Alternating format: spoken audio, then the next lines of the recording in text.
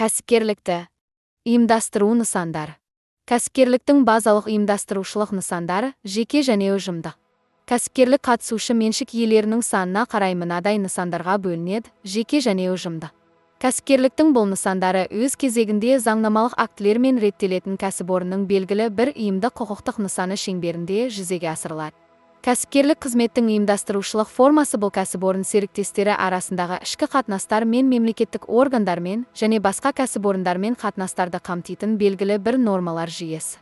Кәсіпорын түрінде заңды тұлға құрмай жеке нысандар бастамашыл жеке кәсіпкерлікке жатады. Жеке кәсіпкерлікпен капиталды тарту иесінің өз қаражатынан салған инвестицияларына негізделген. Кәсіпкер өзінің барлық жиынтық мүлкімен, соның ішінде жеке меншігімен өз кәсіпорынның барлық міндеттемелері бойынша жауап береді. Жеке кәсіпкерлік өндірістік секторда аз орын алады. Ұжымдық кәсіпкерлік кезінде меншік олардың әрқайсысының үлестерін айқындай отырып, немесе үлестерін бөлмей бір мезгілде бірнеше субъектіге тиесілі болады. Оларға мыналар жатады: серіктестіктер, акционерлік қоғамдар, кооперативтер.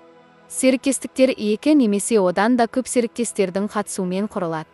Серіктестіктің артықшылықтары қосымша капиталды тарту және серіктестердің әрқайсысының білімі мен дағдылары негізінде кәсіпорын ішінде мамандандыруды жүзеге асыру мүмкіндігі болып табылады.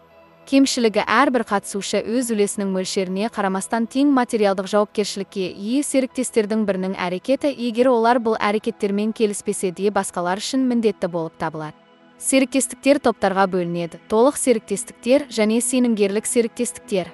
Сенім серіктестіктерінде серіктестердің бір бөлігі шектеусіз, ал бір бөлігі жауапкершілігі шектеулі болуы мүмкін. Қоғамдар кемінде екі азаматтың немесе заңды тұлғалардың келісімі бойынша шаруашылық қызметті жүзеге асыру мақсатында олардың салымдарын біріктіру жолымен құрылады.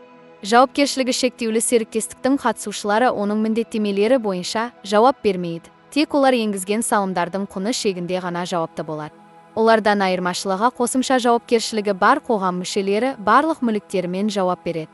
Бағалы қағаздар, акциялар шығару арқылы қажетті қаражатты тартатын қоғамдар акционерлік қоғамдар деп аталады. Акционерлік қоғамның қатысушылары өздеріне тиесілі акциялардың құны шегінде оның қызметінің нәтижелері үшін жауапты болады. Кооперативтер бұл өзара жарналар негізінде бірлескен өндірістік немесе басқа экономикалық қызмет үшін адамдар тобы құрған кәсіпорындар. Жеке отбасылық және шағын кәсіпкерлік бастамалар шағын кәсіпорындар негізінде құрылады. Шағын бизнестің өз артықшылықтары бар: нарық сұранысына жауап берудің икемділігі мен жеделдігі, жаңа техниканы, өнертабыстарды енгізуге байланысты жұмыстарды орындау кезіндегі ұтқырлық, ресурстарды неғұрлым үнемді пайдалану, басқару құрылымдарының мазмұнына байланысты шығындарды азайту, капитал айналымының жоғарылау. Ірі кәсіпорындардың шағын кәсіпорындармен салыстырғанда кәсіпкерлік табысқа жету мүмкіндігі көбірек, өйткені олардың бірқатар артықшылықтары бар. Оларға мыналар жатады: ең жаңа қымбат жоғары өнімді жабдықты пайдалану мүмкіндігі, кең ауқымды маркетингтік зерттеулер жүргізу, персоналдың біліктілік деңгейін арттыру, жабдықтың жүктемесін арттыру, ішкі мамандандыру мен кооперацияны пайдалану. Мұнда кәсіпкерлік ғылыми негізге қойылды, осы бағытта кең ауқымды жұмыс өрістетілді. Кәсіпкерліктің негізгі ұйымдастырушылық экономикалық формаларына мыналар жатады: концерндер, қауымдастықтар, консорциумдар, синдикаттар, картельдер, қаржы өнеркәсіптік топтар. Концерн қатысу жүйесі арқылы кәсіпорындарды бақылайтын көп салалы. Концерн өзіне қатысты еншілес болып табылатын түрлі компаниялардың акцияларының бақылау пакетін сатып алады. Өз кезегінде еншілес компаниялар басқа елдерде жиі орналасқан басқа акцияларының бақылау пакеттеріне ие бола алады. Қауымдастықтар бұл бір мезгілде басқа құрылымдарға кіре алатын экономикалық тәуелсіз кәсіпорындардың, ұйымдардың ерікті бірлестігінің жұмсақтыры. Қауымдастықтың құрамына әдетте белгілі бір аумақта орналасқан бір мамандандырылған кәсіпорындар мен ұйымдар кіреді. Қауымдастықтарды құрудың негізгі мақсаты ғылыми, техникалық, өндірістік, экономикалық, әлеуметтік және басқа да міндеттерді бірлесіп шешу. Консорциум бұл ірі қаржылық операцияны бірлесіп жүргізу мақсатында кәсіпкерлердің бірлестігі, мысалы, ірі өнеркәсіптік жобаға қомақты инвестицияларды жүзеге асыру. Кәсіпкерлердің мұндай бірлестігі ірі жобаға қаражат салуға мүмкіндігі бар, ал үлкен инвестициялар кезінде туындайтын тәуекел айтарлықтай азаяды, өйткені жауапкершілік көптеген қатысушыларға жүктеледі. Синдикат олардың арасындағы артық бәсекелестікті жою үшін бір саладағы кәсіпкерлердің өнімді өткізуін біріктіру. Картель бұл бір саланың кәсіпорындары арасындағы өнімнің, қызметтердің бағасы өткізу, нарықтарын бөлу, өндірістің жалпы көлеміндегі үлестер және туралы келісім.